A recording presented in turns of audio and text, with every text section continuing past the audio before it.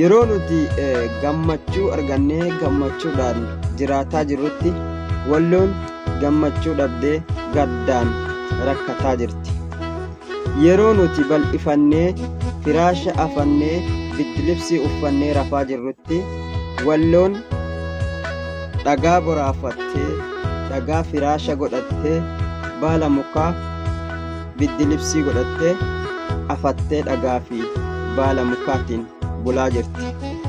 Yeroo nuti qilleensa gaarii argannee akka gaariitti fuunfachaa qilleensa gaariidhaan jiraachaa jirrutti walloon qilleensa gaarii dhabdee qilleensa faalamaa qilleensa baaruudhaan makame ulattee akkasuma immoo fuunfattee jiraachaa jirti. Yeroo nutti bal'attee akka gaariitti waan feene nyaannee waan feene dhugnee jiraachaa jirrutti walloon waan nyaattu dhabdee waan dhugdu dhabdee qe'ee ofirraa buqqaatee karaa deemtu dhabdee biyyee siphattee jiraachaa jirti. Yeroo nuti mana gaarii keessa bullee mana gaarii keessa gabbaanutti walloon goda yookaan dhagaa jala bultee gabbahaa jirti. Oromoo nuti torbii takka qofaaf sagalee ta'uudha. Sana booda torbii takka booda gara kana buunee keenya yeroo makamuu nun argan. Oromoo walloo bira haa dhaabannu. Walloon dhiiga keenya. Anis walloodha. Atis walloodha. Walloon cabde jechuun Oromoon akka jirutti cabee daaraa ta'e jechuudha. Oromoo walloodhaaf hanga jirtan sagalee ta'uun dagatinaa. Ummanni risaan kun ummata jiidha namaa qabu miti. Dhugaa Rabbii anatu isinitti hima. Ummanni kun ummata ilma namaatiif onniin isaa jiituu miti. Ummanni kun ummata dhiiga namaa dhuguu barateedha. Ummanni kun ummata foon namaa osoo waddine nyaachuu barateedha. Ummanni kun ummata yeroo makamuu yoo dhiiga namaa hin dhangalaasin gammachuun jiraachuu hin dandeenyedha. Ummanni Amaaraa jechuun ummata waraabessa, ummata bineensa, ummata namaa miti sun. Ilma namaatii miti jechuudha jarri. Obboleeyyan kiyyaa ummanni kun qabxii Tigree irratti qabatan. Tigree irraa karaa dhabanii jennaan Oromootti ka'anii jiran. Yaa Oromoo nuti Oromoon sagaleen keenya yeroo makamuu kan nuti sagalee walii ta'an torbii takka qofa. Yeroo ajandaa dhabnee wanti kun ajandaa nuu ta'e qofa sagalee walii ta'an. Yaa jara keenya haga yoomiitti nu cunqurfamna qooya? Haga yoomii dhumna? Mee gaafa dhihoo ummata keenya kan karrayyuudha, abbootii gadaa karrayyuudha walirra qabanii rashanii fixansanis torbima takka iyyine hey jennee miidiyaa kana oowwifne torbii takka qofa. Achumaan gara kana buutenis miila bakara waaree taate jechaadha dubbisanis achumaan dhabamne. Achirraas tarre yeroo dhiyoo ummanni keenya kan Wallaggaa guutuun guututti buqqa'e. Ummata san cinaa haga yeroo sanii dhaabanne ummata saniif sagalee taane miidiyaa walitti garagalchine isaan illee hanga ifiitti miidiyaa garagalfatanii buqqa'iinsa ummata sanii ummata keenya buqqa'e jedhanii Amaarri itti fayyadamaa turan. Sanirra as darbinee Wallaggaa keessatti baatii takkaa fi bultii 15 dura naaf fakkaata naannooma kana baatii 3 hin guunne. Guyyaa haga kanaa keessatti Wallagga masanitti deebi'anii ilma namaa albeedhaan kaan qalanii kaan mana irratti gubanii kaan immoo jiraa isaa odoo inni iyyu citaa keessa ciibsanii dikee gubbatti guuranii ibidda kibriitatti dha'anii bobeessanii ilma namaa yoo inni dhiitatee keessaa as bahuuf deemu keessatti achi mukaan dhiibaa bira dhaabbatanii suuraa ka'anii kaan morma irraa muranii feerrotti fannisanii odoo isin argitan, odoo isin Oromoon ijaan laaltan, aboo ijuma teessan tana Rabbi isin haa baay'isuun jedhu ani. Ija ibantanii odoo isin laalaa jirtan dhiirta akka keessanii ilma keessan mataa irraa murtee gaafa biyya ifii ittiin galtee isinitti dhiichiftu, isinitti hin dhagayamuusi. Maali torbi mata akka qofa sagalee walii ta'uun ajandaa wal godhatuun maali? Nuti hagayoomi ajandaa qofa namaa taana Oromoo. Hagayoomii cunqurfamna. Uummanni miskiinni kuni uummanni osoo achi garagalee, osoo Oromoon haga tanaa itti achi garagaltee jette kutaan takkittiin jara geettu. Oromoo miliyoona meeqaan lakkaa'amu yeroo akkanatti raafu. Jara kenna maali nuti? Sa isinitti hin dhagayamu qooya. Ani yeroo akkana jedhu hundallee miti.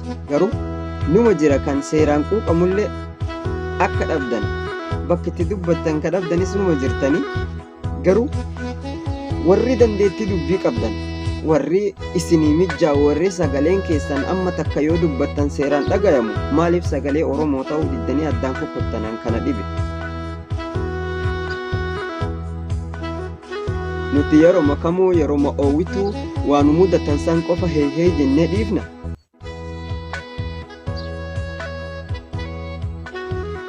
Amma akka amma argaa jirtan kana kinoo walloo tan har'a ittiin kaane.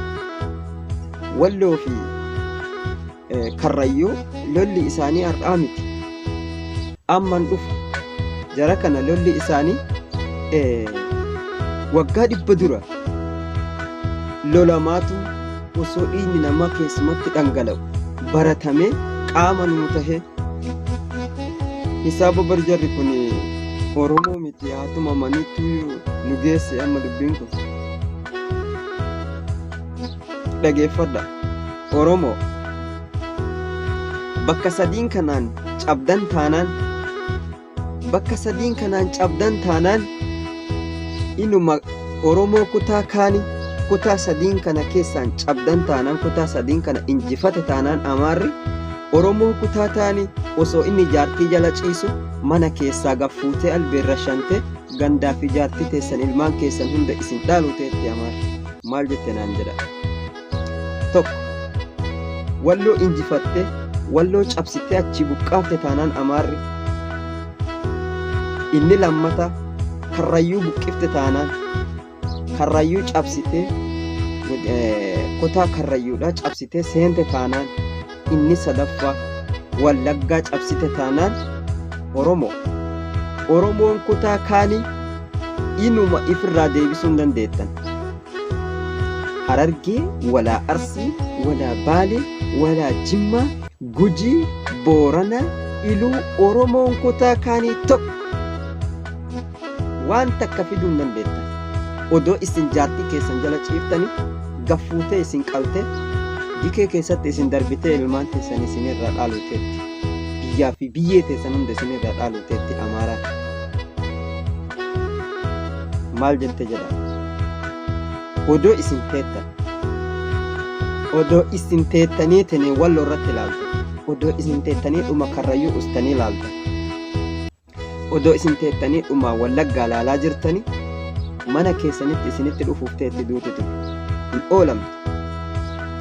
Walloonis har'uma cunqurfamti, bor keessaa ima baati.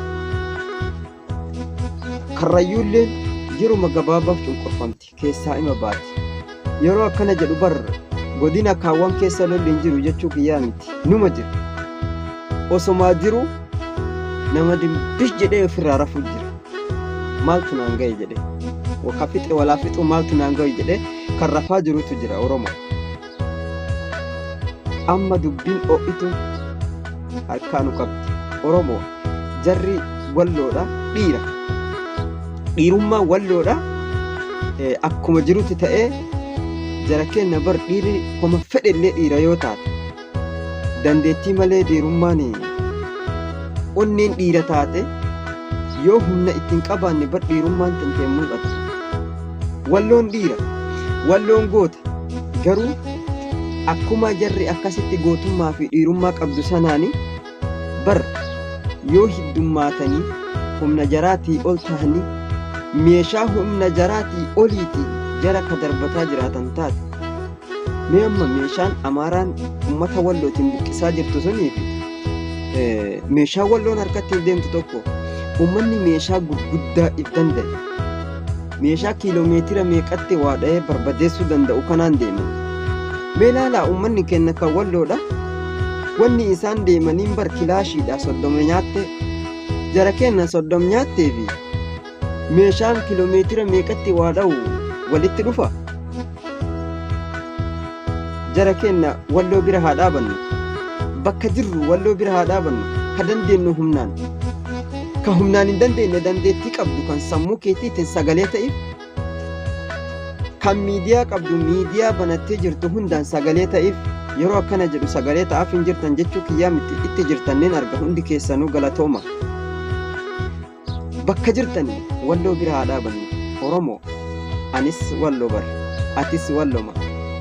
Walloon cabda jechuun ati cabdee beeki. Walloon dhumte jechuun Oromoon tokko akka lafa hin jirretti beeki.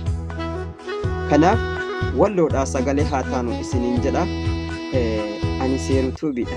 Warri hanga ammaatitti na daawwattan hundi keessan galatoomaa nagaan naa tura. Iddoo guyyaa gaarii naaf oolaa isiniin jedha.